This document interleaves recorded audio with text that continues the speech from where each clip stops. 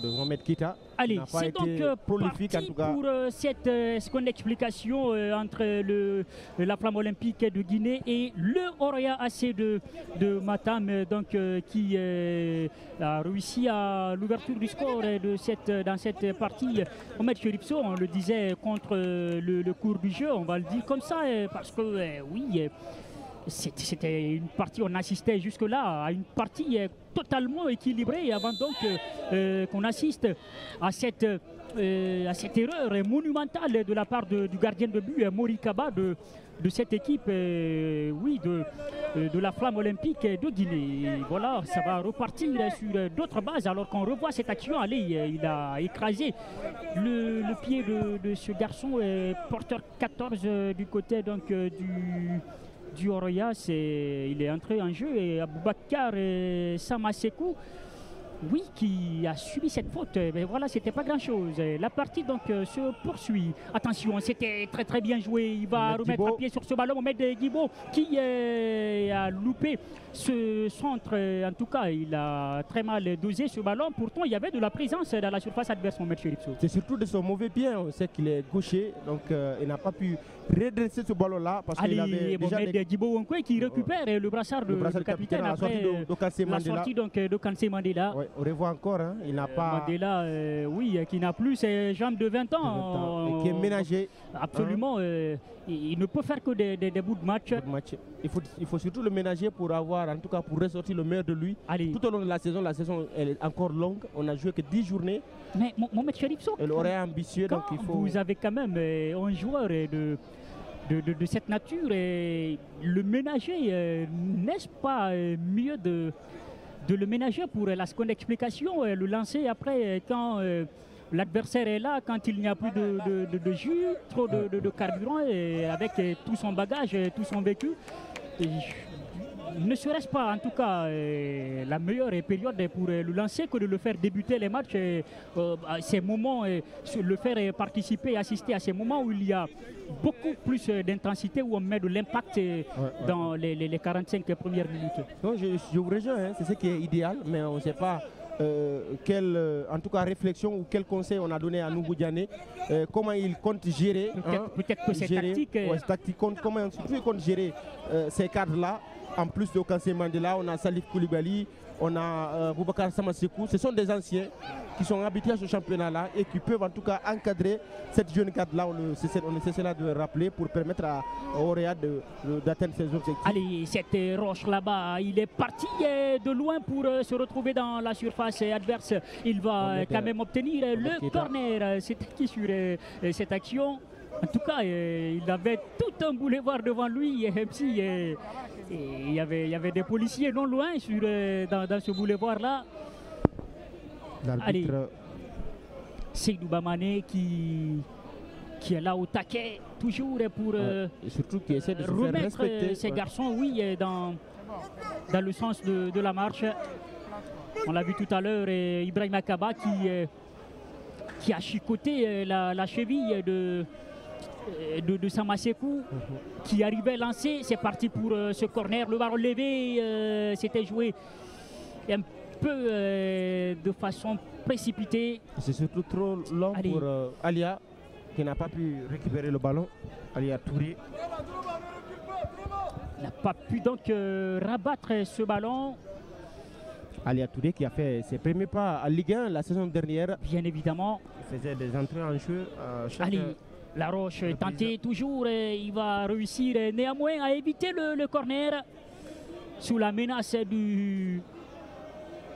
de l'expérimenté Mohamed Chibo Wonkoy, le joueur du MENA du Niger. Allez, même si quand on parle de cette équipe du MENA, Mohamed Cherifso, l'ambassadeur, le premier joueur que vous avez tout de suite qui vous vient à l'idée, c'est quand même l'excellent Moussa Mahazou. Moussa Mahazou qui C'est l'un des rares joueurs nigériens qui s'est exporté, qui avait vraiment des jambes de feu. C'était la star de l'équipe. Absolument. Durant de longues années, il a été le porte-étendard du football nigérien. Je me rappelle encore quelques duels entre le Syrie national et le MENA du Niger. Absolument.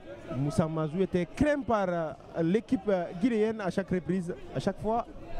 Parce que c'était surtout... Oui, parce que voilà un joueur qui n'avait pas une large palette technique, mais qui avait beaucoup d'impact et surtout qui partait sans à l'heure. À chacune de ses prises de balle, Moussa Mazou n'avait pas de temps à perdre. Il mettait très rapidement ses adversaires en difficulté. Allez, Sadio Sow qui va, comme depuis le début de cette partie, Sadio Sow qui ne parvient toujours pas à maîtriser ses ballons. Mohamed Cherif Sow, il a eu 3, 4, 5 situations comme ça qu'il a tout le temps vendangé. Avec surtout des frappes non maîtrisées. Absolument. Et quand vous avez des situations comme ça non maîtrisées, vous savez que votre équipe est souvent arrive en difficulté. Vous maîtrisez très souvent difficilement le ballon dans les 20-30 derniers mètres de l'adversaire. Et quand vous l'avez, le moins que vous puissiez faire, c'est de l'exploiter de la plus belle des manières. Allez, on va revoir cette action ici avec Moussa Keïta qui était au duel avec ce garçon, notamment Ibrahim Assouri Souma. Surtout quand on est mené au but, il faut en tout cas jouer collectif. Il faut être lucide et savoir exploiter les rares ballons, les rares opportunités qui s'offrent à vous. Et pour le moment, Sadio Sow n'est pas, en tout cas... Absolument, il n'est pas dans le coup, on va dire. Pourtant, c'est l'un des maillons forts de cette équipe. Allez, de la Flamme Olympique. La touche à venir pour les joueurs du Oroya AC. Et ce sera le porteur 26 de cette équipe qui va jouer cette action. Le coup de sifflet de Seydouba Mané. Ça va être une partie de relance pour les rouges et blancs de Matam. Allez, ils vont le jouer là-bas. Attention, il a raté le contrôle de ce ballon. Heureusement pour Morikaba qui est sorti à temps pour se saisir de ce ballon. Attention, Mohamed Cherif Sow, ça va très rapidement d'une surface à une autre. À l'image, c'est à l'image de la première période. Allez, ça a commencé, vous avez raison, en trompe. Et voilà, ça s'est tout de suite calmé.